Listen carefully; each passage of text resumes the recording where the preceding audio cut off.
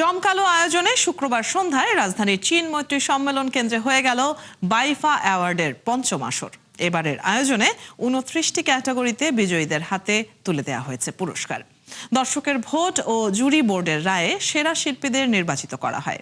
বিস্তারিত জানাচ্ছেন অরণ্য আনোয়ার। চলচ্চিত্র, টিভি, ওটিটি, সঙ্গীত এবং ফ্যাশন, এই 5টি অঙ্গনের সেরাদের সম্মান জানাতেই আয়োজন করা হয় বাইফা অ্যাওয়ার্ডস অনুষ্ঠান। শুক্রবার সন্ধ্যায় চীনমৈত্রী সম্মেলন কেন্দ্রের হল অফ ফ্রেম যেন পরিণত হয়েছিল দেশীয় তারকাদের এক মিলন মেলায়।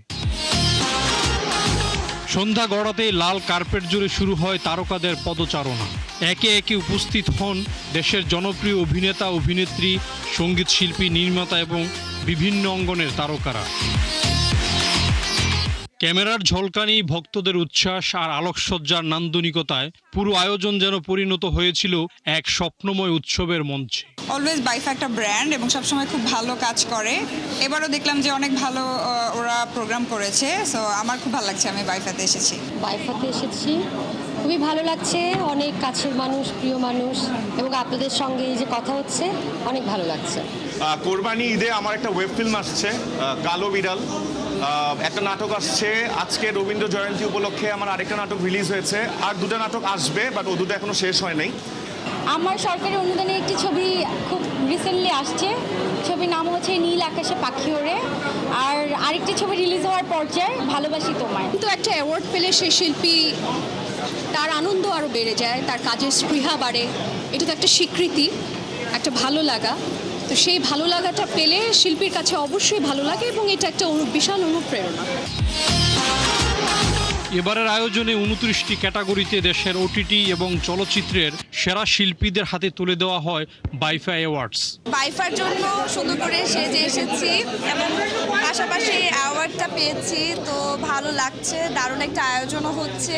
আজকে 5 বাইফা অ্যাওয়ার্ড পেয়েছি, 5th বাইফা অ্যাওয়ার্ড পেয়েছি। সেই অ্যাওয়ার্ডটা আমার হাতে এসছে, আমার কাছে খুবই ভালো লেগেছে। যে কোনো স্বীকৃতি আনন্দের। আজকে যে কাজটির জন্য স্বীকৃতি বোহেমিয়ান ঘোড়া। প্রতি বছরের মতো এবারও বাইফা অ্যাওয়ার্ডসে আজীবন সম্মাননা পেয়েছেন কিংবদন্তি সঙ্গীত শিল্পী সাবিনা ইয়াসমিন ও 3 কন্যার বড় বোন সুচন্দা। আজকে আমি একটু স্পেশালভাবে একটা অন্য অনুভূতি আমি অনুভব করছি, কারণ এটা একটা স্পেশাল আমার জন্য। আমি মনে করি যে এই প্রজন্ম, নতুন প্রজন্ম, এদের কাছ থেকে এই যে পুরস্কারটা পেলাম, এটা সত্যি একটা আমার জন্য স্মরণীয়, এবং এটা আমি মনে করি এটা আমার একটা বিরল পুরস্কার। শুধু পুরস্কার প্রদানই নয়, পুরো অনুষ্ঠান জুড়ে ছিল মনোমুগ্ধকর সাংস্কৃতিক পরিবেশনা। দেশের জনপ্রিয় শিল্পীদের পরিবেশনায় দর্শকরা উপভোগ করেছেন আনন্দ, আবেগ এবং বিনোদনের এক অপূর্ব সংমিশ্রণ। আমি অত্যন্ত আনন্দিত। অরণ্য আনোয়ার, 71, ঢাকা। আনন্দ দিতে